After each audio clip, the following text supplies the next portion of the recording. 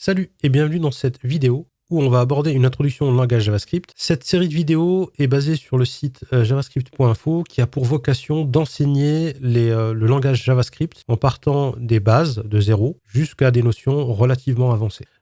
L'objet du site et de ces vidéos n'est pas d'aborder des frameworks ou de l'environnement d'exécution comme Node.js. L'objet ici est d'aborder les fondamentaux du langage, de bien comprendre toutes les notions qui sont extrêmement importantes pour aller plus loin dans le développement web. D'ailleurs, je vais me présenter rapidement. Je m'appelle Hashmi, je suis formateur en développement web et je suis également mainteneur du projet javascript.info dans sa version française. D'ailleurs, si jamais vous souhaitez participer, nous aider un petit peu à la traduction ou des relectures, ou si jamais vous rencontrez des petites coquilles ici ou là, n'hésitez pas à nous le remonter sur GitHub. Je vous mettrai le lien dans la description de la page en question et du repo GitHub. Pour suivre cette vidéo, il n'y a besoin d'aucun prérequis. Alors, on va voir un petit peu le sommaire de la vidéo. On va parler de qu'est-ce que c'est que le langage JavaScript, qu'est-ce qu'il peut faire dans le navigateur, qu'est-ce qu'il ne peut pas faire dans le navigateur, qu'est-ce qui le rend si unique, et on va parler aussi des langages qui sont transpilés en JavaScript.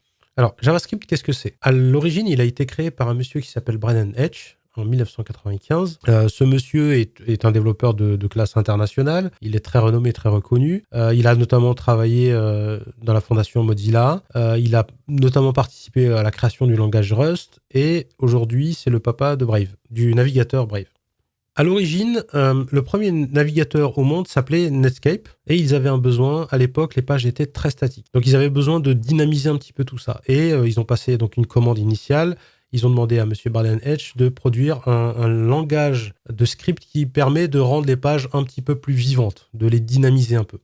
Une autre condition de cette commande initiale a été que ce soit un langage interprété. Alors rapidement, il existe deux grands types de langages, les langages interprétés et les langages compilés. On peut parler aussi d'une troisième partie qui est des langages hybrides. Mais bon, c'est pas le sujet de la vidéo. Je ferai une vidéo spécialement dédiée à cette différence entre langage interprété et langage compilé.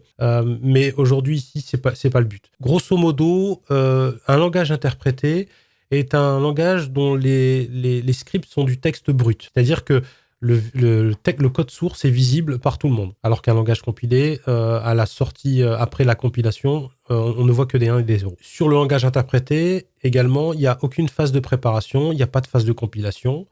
Un autre avantage du langage interprété, c'est qu'il est exécuté immédiatement et dès la première ligne. Dès le chargement, il commence à être exécuté. Alors pourquoi ce nom JavaScript ? Puisque à l'origine, JavaScript ne s'appelait pas JavaScript, il s'appelait LiveScript. Mais à l'époque, le langage Java était le langage à la mode.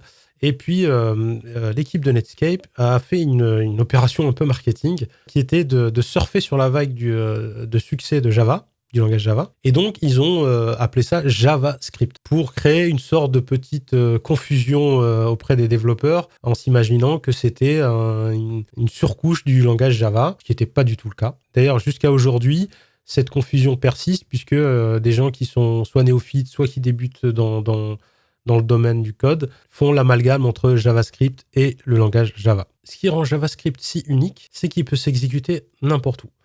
Il peut s'exécuter en front-end et en back-end. D'ailleurs, c'est le seul langage de programmation qui existe qui puisse s'exécuter dans le navigateur et qui est activé par défaut par tous les navigateurs. Il peut également s'exécuter côté serveur dans un environnement d'exécution type Node.js. Alors, pour bien fonctionner, JavaScript a besoin de ce qu'on appelle un moteur JavaScript. Il en existe plusieurs. Ici, on va voir les deux principaux. Le plus répandu, le plus connu, c'est le moteur V8. Il a été développé par Google. Il est notamment disponible dans les navigateurs Chrome, type Chromium, Opera. Le deuxième plus répandu, c'est le SpiderMonkey de Firefox, donc de la fondation Mozilla. Il en existe d'autres, mais bon, ils sont un petit peu plus modestes. Alors, les moteurs JavaScript sont des machines relativement compliquées, mais basées sur des principes de fonctionnement relativement simples à comprendre. Première étape d'un moteur JavaScript, ça commence par lire le script. Au fur et à mesure que ça lit le script, ça compile le script en langage machine. Et enfin, dans une dernière étape, ça exécute le code relativement rapidement. Alors, que peut faire JavaScript dans le navigateur ? Il faut comprendre que le navigateur est un environnement relativement sécurisé. Il y a des choses qu'on peut faire et des choses qu'on ne peut pas faire. Notamment, dans un navigateur, on n'a absolument aucun accès au processeur de la machine, ni à la mémoire, ni au disque dur. Le champ d'action de JavaScript est centré autour de 3 grands axes. La première, c'est la manipulation de pages web. La deuxième, c'est l'interaction avec les utilisateurs. Et la troisième, c'est l'interaction avec le serveur ou les serveurs web. Pour être un petit peu plus concret, par exemple, quand on parle de manipulation de page, le langage JavaScript peut éditer du HTML, donc il peut ajouter des balises, en supprimer, etc. Il peut modifier le contenu de la page en tant que tel. Il peut également agir sur le style, par exemple, ajouter du CSS, éditer du CSS, supprimer du CSS. JavaScript permet de réagir aux différentes actions que l'utilisateur peut avoir. Donc, il peut réagir à un clic, à un mouvement de souris, appuyer sur une touche sur son clavier, etc. Et enfin, il peut également interagir avec les serveurs web, donc tout ce qui a lieu avec le téléchargement, l'envoi de fichiers, des requêtes réseau, attendre une réponse d'un serveur, etc. etc. Il peut également agir sur les cookies et tout ce qui est session, afficher des messages en fonction de la connexion ou non. Il peut également stocker des données côté client, ce qu'on appelle local storage.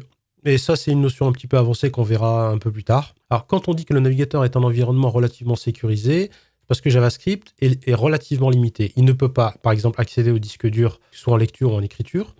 Il ne peut pas récupérer des fichiers sans l'accord de l'utilisateur. On ne peut pas activer la caméra ou le micro sans autorisation préalable. Tous les gens qui ont eu l'occasion de faire une visio s'en sont rendus compte. Il faut d'abord donner au préalable l'autorisation d'accès au micro et à la caméra avant de pouvoir faire une visio. On ne peut pas interagir avec les autres onglets et autres domaines. Un exemple concret, on va prendre l'exemple de javascript.info.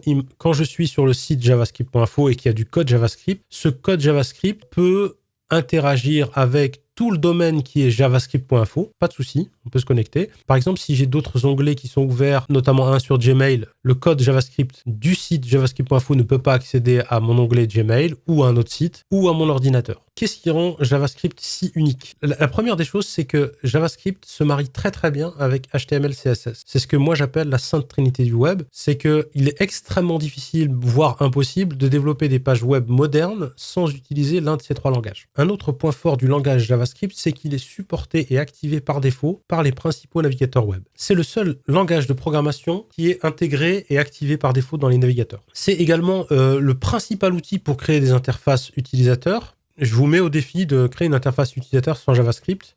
Ça me paraît extrêmement compliqué, voire impossible. Ce qui rend JavaScript particulièrement sympa, c'est qu'il peut tout faire. Il peut faire du front-end, par exemple, avec des frameworks Angular, Vue.js, React et compagnie. Il peut faire du back-end avec Node.js, maintenant Deno aussi qui est en train d'apparaître. Il peut faire ce qu'on appelle l'application multiplateforme. Je prends 2 exemples concrets, l'application Slack et Discord, qui sont 2 applications de messagerie instantanée. Et ces deux logiciels sont basés sur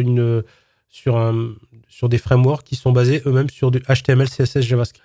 Il peut également faire de l'application mobile. Il existe des frameworks spécialement dédiés pour développer pour du mobile. On verra ça un peu plus tard. Ce que j'appelle les langages par-dessus JavaScript, c'est ce qu'on appelle des langages de transpilation. C'est des sortes de surcouches qu'on va mettre par-dessus JavaScript.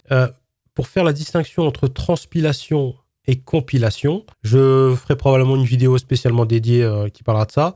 Mais grosso modo, la transpilation, c'est quand on transforme un langage humain vers un autre langage humain. Je prends un exemple.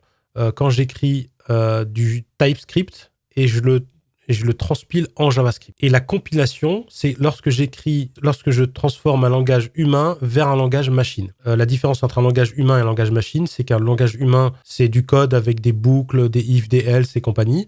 Et un langage machine, c'est uniquement des suites de 1 et de 0 que seule la machine peut comprendre. Et donc, quand on parle de langage par-dessus JavaScript, on parle de langage de transpilation. Donc, c'est des surcouches. Il faut bien comprendre que le langage JavaScript, tel qu'il est produit actuellement, tel qu'il il a été standardisé, ne convient pas à tout le monde, puisqu'on a des besoins différents. Et donc, les développeurs ont créé des surcouches qui sont spécialement dédiées pour tel ou tel usage. Par exemple, l'un des premiers, ça a été le CoffeeScript. C'est ce qu'on appelle du sucre syntaxique. Ça ne veut pas dire que c'est un langage en tant que tel, c'est juste que c'est du JavaScript écrit de manière un petit peu plus sympa et plus courte, plus lisible. L'un des plus répandus, c'est TypeScript. Le TypeScript est né d'un besoin qui est que le typage de JavaScript de base est trop faible.